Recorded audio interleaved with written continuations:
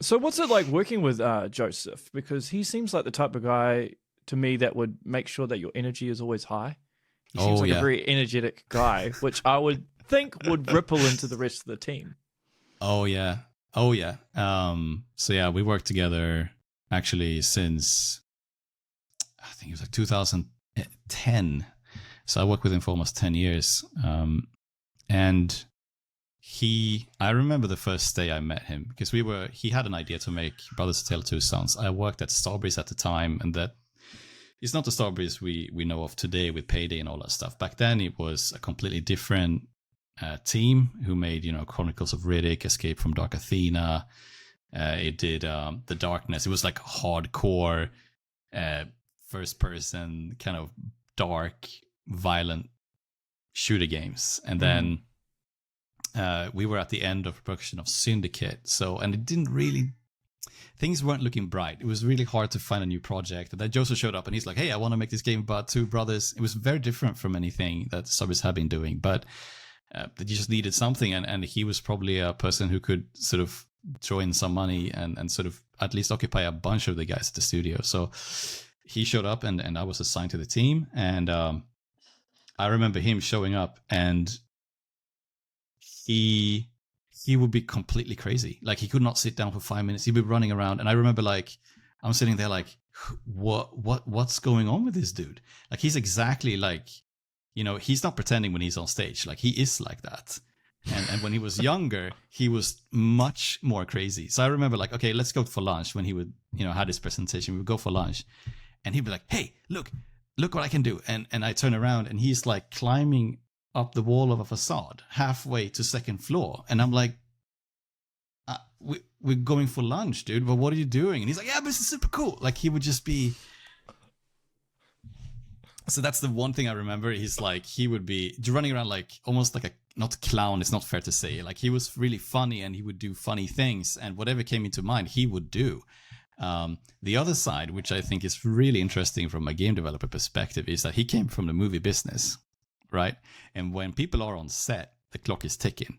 Money is flowing down the drain. If someone is not doing what they're supposed to do on stage or on set, that could delay the whole production a full day, and that would mean $10 million down the drain. So like he had that mindset when you were sitting and working at the studio, meaning I remember this very clearly. Like we would sit sort of in a row where like back to back. So, one person could like look down the aisle and see everybody back to back what they were doing. Because we had that lined up and he would sit at one end. So he would see everybody's screen at any given point on time.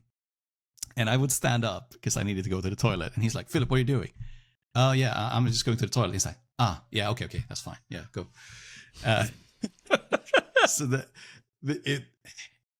maybe I'm exaggerating a little bit, but there was that sort of sense of like, when you're at work, you're working. Okay. Yeah. And then, there could be breaks where we would have fun, but you would like, we're not fucking around. Like money's on the line. We got to make this happen. And sort of, he brought that sort of mentality, but I think it works on sets to be that into it because on a set, like you don't work like that for years and years. You do it for 3 months and then you're back to your normal life. But in a game dev studio, of course, doing that and have that intensity years and years is a bit too much. So I remember like after Brothers, the studio, basically the office closed down and Joseph went on other things and we kind of separated as a group. I went to Stockholm, worked at DICE, like I mentioned before. And I remember like still having that in my back of my head. So the first day, I was setting up my computer and I needed a gamepad to kind of for my desk. It wasn't there. So I need to go to IT. So I stand up, go to IT. And on the way in the corridor, I meet my lead. And I'm like, shit. Oh, yeah, sorry. I'm just getting my gamepad. And he's looking at me like, what? You don't have to explain it. What are you talking about? Like, yeah, of course. And I'm like, oh, Jesus, I've been brainwashed by Joseph.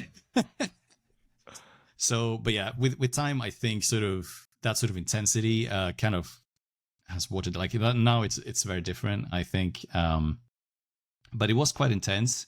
He would sort of demand, like not demand, but like if something wasn't going well, he would be like, yeah, but like, why haven't you done anything? Like, why did this fail?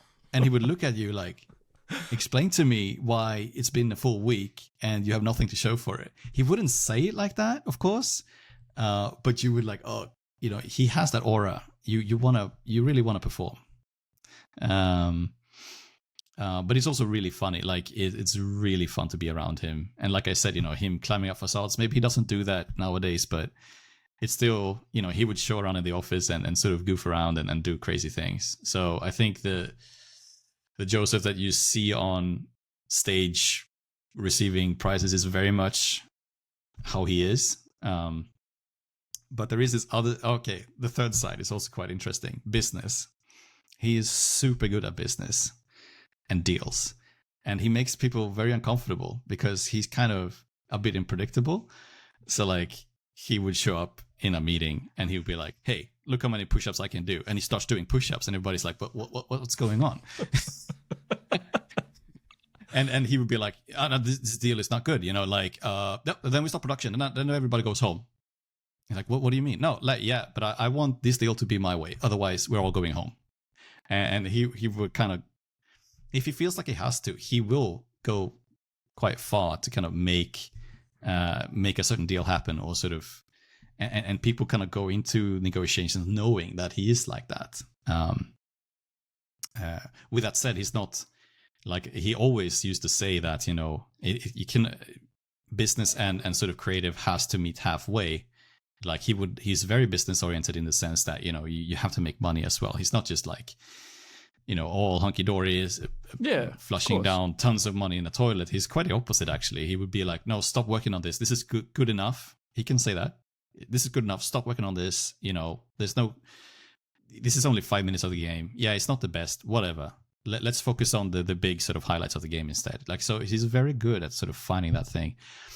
But yeah, he also has that sort of, like when he needs to, he can be extremely good sort of in negotiations and business as well. I've never met anybody who can sort of control the room in a way, and sort of all these suits would be like, shit, you know, okay, what's gonna happen if we don't give him what he wants? Like what's gonna happen?